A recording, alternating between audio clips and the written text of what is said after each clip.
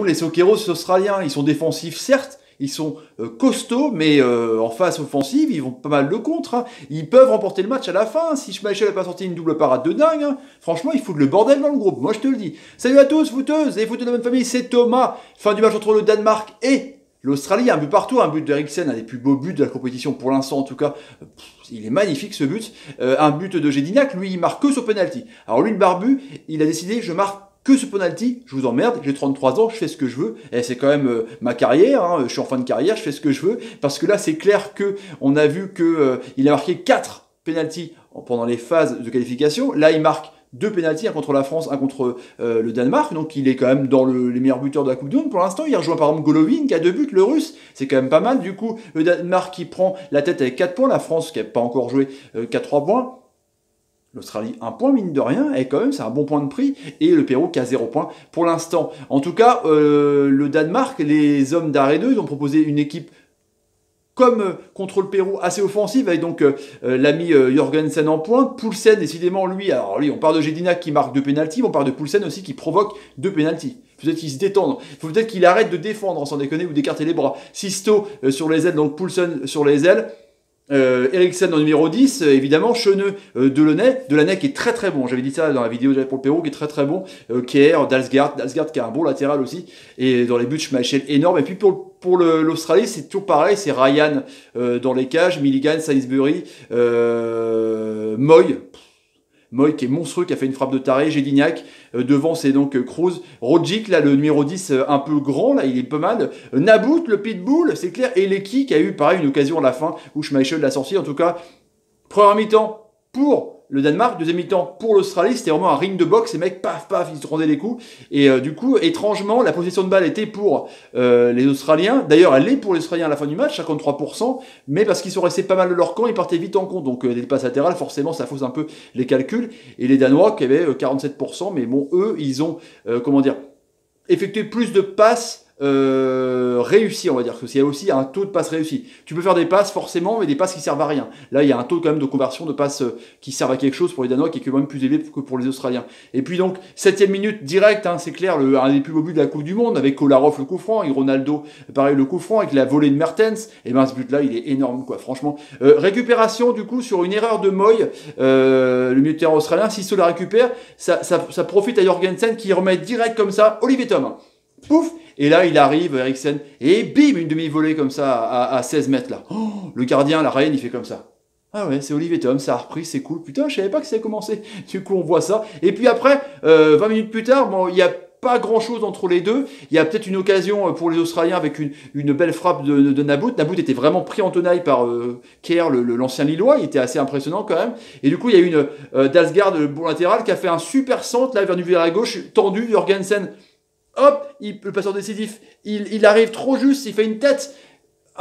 Elle était bien, mais elle aurait pu être mieux s'il arrivait un peu plus tôt. Et du coup, elle passe juste à côté. En tout cas, c'était assez intéressant. Et du coup, après, 37e minute. Alors, 37e minute, vidéo. J'en ai parlé ce matin dans l'émission. On parle Coupe du Monde pour y aller. Vidéo, quoi. Et là, ça a mis du temps, la vidéo. Parce que là, l'arbitre, c'est clair, il a été contacté par les mecs dans la régie. Parce que le jeu continuait. De toute façon, il faut un arrêt de jeu pour que l'arbitre puisse faire appel à la VAR, ou du moins qu'il provoque l'arrêt de jeu. Là, il n'y en avait pas. Le jeu a continué. Il y a un petit peu cafouillage sur un corner, là, tac, tac. Et après, on voit que Poulsen, donc encore lui, décidément, il change un peu sa tactique de penalty. Il a écarté les bras, donc le ballon est tombé sur ses bras, c'est clair. C'est pas volontaire. Et il a été dévié. On est d'accord. L'article 12 de l'arbitrage pour les mains dans la surface stipule que, en gros, il faut que la main soit décollée du corps et qu'elle soit volontaire et qu'elle change la direction. Du coup, elle décolle du corps, elle change la direction, mais elle n'est pas volontaire, je pense pas. Du coup, VAR, et hop, penalty. Donc, les Danois sont outrés complètement, mais c'est pas possible, je comprends pas, c'est n'importe quoi, qu'est-ce qui s'est passé, je ne comprends pas. Du coup, Gignac, il arrive, il fait, s'inquiétez pas, les gars, moi je marque son penalty, what else? Et là, boum, il transforme à contre-pied Schmeichel, un partout. C'est immérité au vu de la première mi-temps, au vu des occasions qu'avait le Danemark, c'est clair. Deuxième mi-temps, en tout cas, juste avant, quand même, il y a eu une super action entre un coup franc d'Eriksen, une belle tête d'un joueur danois, et Sainsbury, défenseur, il a failli mettre un CSC. Ah, c'était chaud, c'était chaud, c'était chaud. C'est Poulsen qui a fait la tête, il voulait se rattraper de sa connerie en tout cas, l'ailier danois. Mais en tout cas, première mi-temps, vraiment pour les Danois. Et la deuxième mi-temps, l'inverse complètement. Schmeichel a loupé sa sortie. Et ouais, ça arrive, il loupe sa sortie de ouf.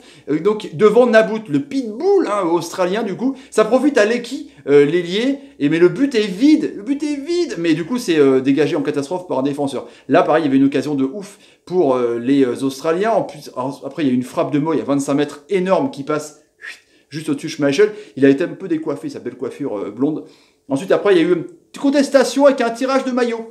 Ouais, tirage de maillot, pas de VAR. Mais c'est pas grave parce que Sisto, du coup, il a dit pas de vidéo. Ok, bim, il a décoché une frappe qui est passée loin du cadre, mais on aurait dit que quand même que Ryan était sur la trajectoire. Et en plus, à la fin, du coup, il y a eu vraiment là 89 minutes. Franchement, les Australiens, ils n'arrêtaient pas d'aller sur le but. Franchement, c'est un truc de ouf. 450 passes pour le Danemark. 505 passes pour les Australiens quand même, mine de rien, ils ont fait plus.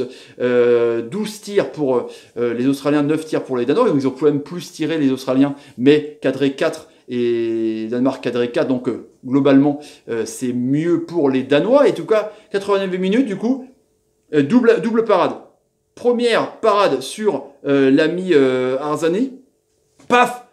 Là, il fait une parade de ouf, machin, il est chaud patate, quoi. Après hop, reparade sur Lecky, tac. Et là, les Danois, ils font, ok, putain, la vache. Schmeichel, heureusement qu'on l'a, parce que là, franchement, là, Arzani et Lecky, là, ils auraient pu nous prendre les 3 points, et Schmeichel, il nous sauve le point de match nul. Donc, c'est quand même bien payé pour les Danois à la fin du match, mais bien payé aussi parce que le penalty, la VAR, la main décollée. Donc, c'est compliqué. Encore une histoire de vidéo. Décidément, les petits amis, voilà pour débrief du match, les amis. Je vous dis à tout à l'heure pour le France-Pérou, parce que, ouais, il y a du boulot quand même. J'espère que les Bleus vont gagner. Si vous avez envie de vous abonner à la chaîne, n'hésitez pas, tapez sur ma ganache, partagez la vidéo, c'est une guerre pour me soutenir. Mettez des pouces quand Eriksen vous fait une super passe, par exemple, ou quand moi, il vous fait une super passe. Et mettez des commentaires sur ce que vous pensez de la vidéo. Parce que moi, franchement, j'en ai marre. J'espère qu'il n'y aura pas tout à l'heure pour France-Pérou. Allez, salut les amis, à tout à l'heure, à tout à l'heure, à tout à l'heure, tout à l'heure, tout à l'heure, tout à l'heure. Je fais plein tout à l'heure pour la vidéo. Plein.